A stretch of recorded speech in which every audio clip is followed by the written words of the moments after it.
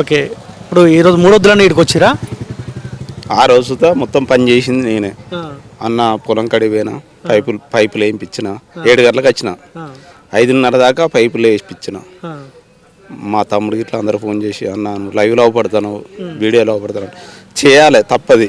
అన్నం శుద్ధి తినలే ఆ రోజు, కిడ్నీ పెయిన్ ఉండే, అయినా కానీ అవస్థతోని పని చేయించిన. ఆయన అంటే నాకు చాలా అభిమానం. నాకు 2 ఆడపిల్లలు, మా పిల్లలు సుధా ఫోన్ చేసి స్టేటస్లో పెట్టుకున్నారు 7 షేర్లు. సరే ఏం చెప్తాం, అన్న సుధా ఆమె ఇచ్చిండు. నా భార్య మూగామె, నాకు ఆమె ఇచ్చిండు. శంకర్ నీ అంత మంచోడు ఇవ్వలేరు, ఆమె చేసుకున్నా అంటే గ్రేట్. కానీ నీ పిల్లలు అంటే కేటీఆర్ సుతా మన 888 సీట్ వచ్చింది మా పాపకు. కేటీఆర్ పోతే అన్న అని పోయి నా చిన్న పాప అద్దుకున్నది. హన్మకొండలో మా పెద్ద పాప, దాంట్లో కేటీఆర్ పోయిండు. ఏది మన బస్ స్టాండ్ పక్కకు, అది ఏంటంటే మర్చిపోయాను, కానీ ఆడిసుతో పోయింది. పోతే కేటీఆర్ను డాడీ అని సెల్ఫ్ పెట్టుకున్నది. తర్వాత అన్న అంటే చాలా గౌరవం, కానీ చెప్పుకోవద్దు. ఏం చేయాలి, ఊళ్ళో సుత్తా అనుకుంటారు. శంకరు అంటే ఏంటిది, కిరాణా షాప్ నాది, ఇప్పటికి జెండా కట్టుకొని ఉంటా. మాది ఇప్పుడు 24 ఫీట్ల రోడ్డు ఉంటుంది, రోడ్డు పోయినా కానీ జెండా కట్టుకొని ఉన్నా. అన్న అంటే నేను మర్చిపోను, చెప్పుకోవద్దు. మా భార్య సుతా ఇప్పుడు ఆమె మూగామే కదా, చిల్ల చూపిస్తా, ఏడిచింది. ఇప్పుడు 3 రోజుల నుంచి షాప్ తీయలేదు. ఇప్పుడు పొలం కాడ సుతా ఒడ్డు పెడుతుంది ఆమె. ఆయన అభిమానంతోనే వచ్చినా పోతాను, తెల్లని దాకా పొద్దున్న దాకా తిరుగుతాను.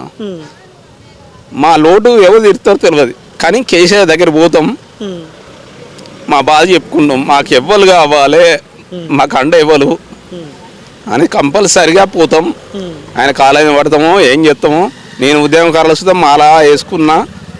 నేను బస్సులు బలగొట్టకుండా చెట్లు ఇరిచి వేరేలోకి ఇచ్చిన, బస్సులు బలగొట్టినా. నేను అన్న తర్వాత నేనే అనుకుంటా, బస్సులు సుతా పలగొట్టిన దాంట్లో నేనున్నా. ఉద్యమం నుంచి మీకు దగ్గర అనుబంధం చాలా దగ్గర. ఎంసీపీ పార్టీ ఓంకారన్నప్పటి నుంచి వెళ్ళి నేను చిన్నపిల్లగానే కావచ్చు, కానీ అన్న చేయబట్టే మేము ఇంత ధైర్యంగా ఉన్నాం. కానీ మేము ఎవరితో చెప్పుకుంటలేను.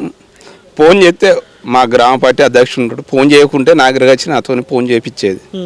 నేను ఫోన్ చేస్తే 1 నిమిషంలోనే ఫోన్ ఎత్తేది, రెస్పాన్స్ ఉండేది. మీకు ఏం చెప్పిండు, బతికినంత కాలము ఎట్లా ఉండాలి, ధైర్యంగా ఉండాలి, కొట్లాడాలి, ఇట్లా చెప్తుండదు. అది చెప్పుకునే పరిస్థితి కాదు, ఇప్పుడు మీతో మాట్లాడేది కాదు. అది చెప్పుకుంటే ఏతులు చెప్పినట్టు అంటాడు, కానీ అది రెస్పాన్స్. అంటే ఏ నైట్ ఫోన్ చేయి, రెస్పాన్స్ నేనున్నా, నువ్వు ఎందుకు బాధపడతావు. నేను స్కూలు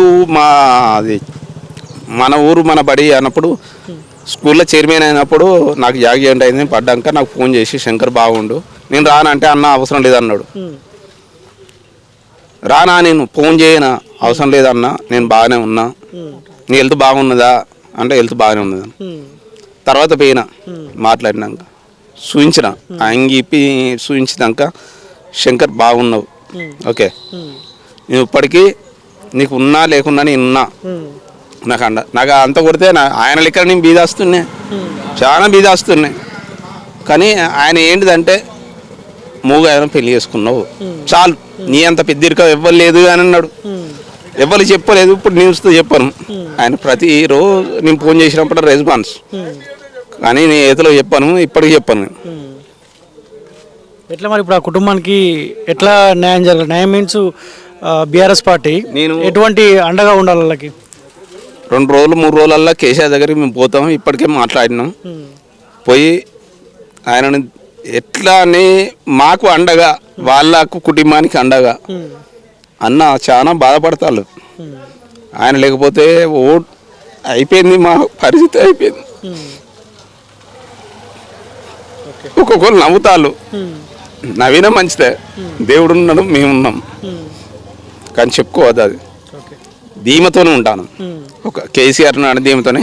మొన్న శ్మశాన ఆడ కడుసుతా 10:30కు ఆడ ఉంటే లైవ్లో మా చెల్లె ఫోన్ చేసింది, మా తమ్ముడు ఫోన్ చేసిండు, ఇవ్వలేరన్నా నువ్వు ఎందుకున్నావు అంటే, అన్న వేయండి అని. మనం అందరి లెక్క కాదు, ఒక దేవుడు అసంటాడు. నేను రోడ్డుకి ఎక్కిందంటే అని చేయబట్టే ఎక్కినా. సో ఎట్లా ఉంటుండే పెద్ద సురేశ్రెడ్డి గారు మీతోటి, మీకు ఆయనకున్న అనుబంధం ఎటువంటిది? నిజంగా చెప్పాలంటే చాలా బాధాకరం. ఈరోజు మా మధ్యన తను లేకపోవడం అనేది నమ్మలేని నిజం ఇప్పటి వరకు కూడా. ఎందుకంటే సడన్గా ఈ వార్త వినాల్సి ఉంటుందని అనుకోలేదు. ఎందుకంటే 2007-8 నుంచి నాకు ఉద్యమ కాలం నుంచి కూడా చాలా దగ్గర, మా మండలం, మా పక్క ఊరు కాబట్టి ఆయన అడుగుజాడల్లో మేము ఆ రోజుల్లో బీటెక్ చేసే రోజుల్లో ఇంటర్ నుంచి తెలంగాణ మూవ్మెంట్ నడుస్తున్న కాడి నుంచి మాలాంటి ఎంతోమంది యువతకు ఆదర్శప్రాయంగా ఉన్నాడు, ఆదుకున్నాడు. కష్టాల్లో మంచి చెడు ప్రతి విషయంలో కూడా మాకు తోడుగుండి ఈరోజు మేము కూడా ఒక లీడర్గా ఉండాలి, సమాజానికి సేవ చేయాలి, జనాలకు మనకు తోచినంతలో ఏదో ఒక విధంగా సహాయపడాలి అనే ఆలోచన వచ్చిందంటే అతన్ని చూసే.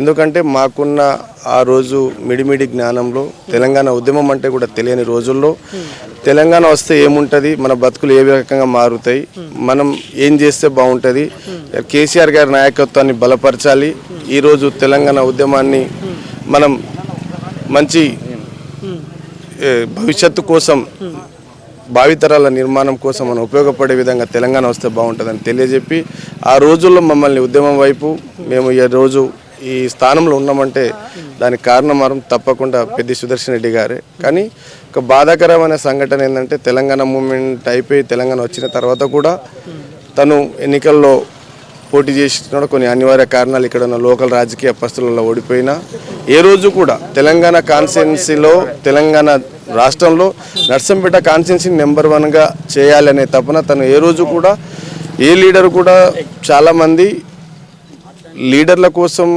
నాయకులు వెయిట్ చేస్తారు తప్ప ప్రజలు వెయిట్ చేస్తారు తప్ప ప్రజల కోసం వెయిట్ చేసే నాయకుడు అంటే మాకు తనను చూసిన తర్వాత అర్థమైంది. ఎందుకంటే తనకున్న ఆలోచన విధానాన్ని పెద్దగా చదువుకోలేదు తను, కానీ సమాజాన్ని చదివిండు, ప్రజల కష్టాలను చదివిండు. తను కూడా రైతు కుటుంబం నుంచి వచ్చిన కాబట్టి రైతుల కష్టాలను ఇలా ఈరోజు నర్సంపేట కాన్స్టిట్యున్సీని చూసుకుంటే తను ఎమ్మెల్యే కాకపోయినా కూడా ఎమ్మెల్యే కంటే ఎక్కువ నిధులు తెచ్చి కేసీఆర్ గారిని ఒప్పించి మెప్పించి ఈరోజు మీరు ఎక్కడ నర్సంపేట కాన్స్టిట్యున్సీలోని 6 మండలాలు ఎక్కడ చూసినా కూడా పెద్ది సుదర్శన్ రెడ్డి మార్క్ అనేది కంపల్సరీ భవిష్యత్ తరాలకు కూడా చెప్పుకునే విధంగా చేసిండు, కష్టపడ్డాడు. కానీ భౌతికంగా లేకుండా ఉన్నాడు అనేది నమ్మలేకపోతున్నాం ఇప్పుడు కూడా చాలా మంది. ఏం జరిగిందన్నా? సడన్గా ఏమైనా మానసికంగా ఇబ్బంది పడ్డట్టు మీకు ఏమైనా అనిపించిందా? మీతో ఏమైనా షేర్ చేసుకున్నాడా? అంటే ఉద్యమ కాలం నుంచి ఆ రోజు పోలీస్ దెబ్బలకు తట్టుకొని నిలబడ్డ అతను అన్ని ఆటుపోట్లను తట్టుకున్న కొన్ని ఈ మధ్య ఈ కాంగ్రెస్ గవర్నమెంట్ చేసే కొన్ని అరాచకాలను, కొన్ని స్కామ్లను బయటపెట్టేసరికి గన్మెన్లను తొలగించడం, సీఎం పేస్ నుండి సీఎం సన్నిహితుడైన ఫహీం ఖురేషి లాంటి వ్యక్తులు టార్గెట్ చేయడం, ఈ కేసుల నుంచి కోర్టు నుంచి తప్పుకోవాలి, మీరు ప్రశ్నించొద్దని, మిమ్మల్ని తప్పిస్తే మీరు ప్రశ్నించకుండా ఉంటే మీ మీద కేసులు లేకుండా చూస్తామని, లేకుంటే సన్నిహిత వర్గాలను స్టేషన్ పిలిపించి తన పేరు చెప్పాలని ఒత్తిడి చేయడం, అక్యూజ్డ్గా చేర్చాలని చూడడం, ఈ రకంగా కొన్ని మానసిక వేదనకు గురైండు. కానీ ఎంత పెట్టినా కూడా అలాంటి కేసులకు, అలాంటి ఉడత బెదిరింపులకు భయపడే వ్యక్తి అయితే తను కాదు. కానీ కొన్ని సంఘటనలు ఈ గవర్నమెంట్ వేధించిందనేది వాస్తవం. అది వాళ్ళ ఆత్మవిమర్శకే వదిలేస్తున్నాం. ఈరోజు మీరు అశేష జనవాహిని మీరు చూస్తుంటారు. ఈరోజు నర్సంపేట కాన్స్టిట్యున్సీలో ఏ రోజు అయితే ఆ రోజు వైఎస్ఆర్, ఈరోజు పిఎస్ఆర్ పెద్ది సుదర్శన్ రెడ్డి ఇంత జనాన్ని డబ్బు అయితే కూడబెట్టుకోలేదు, ఆస్తులు, కోట్లు, భవనాలు సంపాదించుకోలేదు, కానీ జనాల అభిమానాన్ని సంపాదించుకున్న గొప్ప నాయకుడు. ఈరోజు నర్సంపేట కాన్స్టిట్యున్సీలో మెడికల్ కాలేజ్ కావచ్చు, సైనిక్ స్కూల్ కావచ్చు, బీటీ రోడ్లు కావచ్చు, సీసీ రోడ్లు కావచ్చు, మన తెలంగాణలో ఒక మిర్చి రీసెర్చ్ సెంటర్ను నల్లబెల్లి మండల కేంద్రానికి తెచ్చే విధంగా ఇలా కృషి చేసి తెచ్చిండు. ఈరోజు నర్సంపేట కాన్స్టిట్యున్సీ ఎక్కడ చూసినా కూడా పెద్ది సుదర్శన్ రెడ్డి ఆనవాళ్లే కనిపిస్తాయి. ఈ జనాలు ఎప్పుడూ కూడా వారు భౌతికంగా మా మధ్య లేకున్నా వారి ఆశయాలను, వారి ఆలోచన కొనసాగిస్తాం. తప్పకుండా వారి అడుగుజాడలో నడిచి నర్సంపేట కాన్స్టిట్యున్సీలో మాలాంటి ఎంతోమంది యువతకు, ఎంతోమంది జనాలకు, రైతులకు, విద్యార్థులకు ఆదర్శప్రాయంగా ఉన్నాడు. కానీ ఒక్కటి మాత్రం నిజం, ఎవరు ఒప్పుకున్నా ఒప్పుకోకపోయినా ఈ తెలంగాణలో ఇంతటి అభిమానాన్ని చాలామంది ఉంటారు, చాలామంది లీడర్లు సర్వీస్ చేస్తారు, ప్రజాసేవకు అంకితం అవుతారు. కానీ తక్కువ కాలం, అనతి కాలంలోనే ఒక 5 సంవత్సరాల టర్మ్లో 2 సంవత్సరాలు కరోనా వచ్చినా కూడా ఐసోలేషన్ సెంటర్ ఏర్పాటు చేసి జిల్లా ఆసుపత్రులను స్థాపించి మెడికల్ కాలేజ్ తెచ్చి ఈరోజు నర్సంపేటను అభివృద్ధి పదంలో నడిచిన నాయకుడు ఉన్నాడంటే పెద్దన్న. తప్పకుండా నర్సంపేటకు పెద్దన్న పేరును ప్రభుత్వ మెడికల్ కాలేజీ పేరుగా మార్చాలని ప్రభుత్వాన్ని డిమాండ్ చేస్తూ ఉన్నాం. అదేవిధంగా నర్సంపేట కాన్స్టిట్యున్సీకి ఎన్నో నిధులు తీసుకొచ్చి ఈరోజు పెండింగ్లు ఉన్నాయి, అవి కూడా ఇంకా భవిష్యత్ తరాలకు ఉపయోగపడేటట్టు ఉపయోగించాలని విజ్ఞప్తి చేస్తాం. బీఆర్ఎస్ పార్టీ ఏ రకంగా అండగా ఉండాలి ఆ కుటుంబానికి? అంటే రాబోయే ఎలక్షన్లలో సరే మీరు అనుకున్నారు ఆయన రేపు పొద్దుగాల ఎమ్మెల్యే అయితే బీఆర్ఎస్ పార్టీ అధికారంలోకి వస్తే మినిస్టర్ కూడా అవుతారని చెప్పి ఇక్కడ ఉన్న వాళ్ళు చాలామంది అంటూ ఉన్నారు. సరే ఇప్పుడు ఆయన భౌతికంగా ఆయన లేకున్నా కానీ ఆ కుటుంబం నుంచి ఎవరికైనా టికెట్ ఇవ్వాల్సిన అవసరం ఉందా? తప్పకుండా ఆ రోజు ఈ వరంగల్ జిల్లా ఉమ్మడి జిల్లాలు ఈరోజు 5 జిల్లాలకు ఏర్పడ్డది. ములుగు, భూపాలపల్లి, వరంగల్, హన్మకొండ, జనగాం, మహబూబాద్.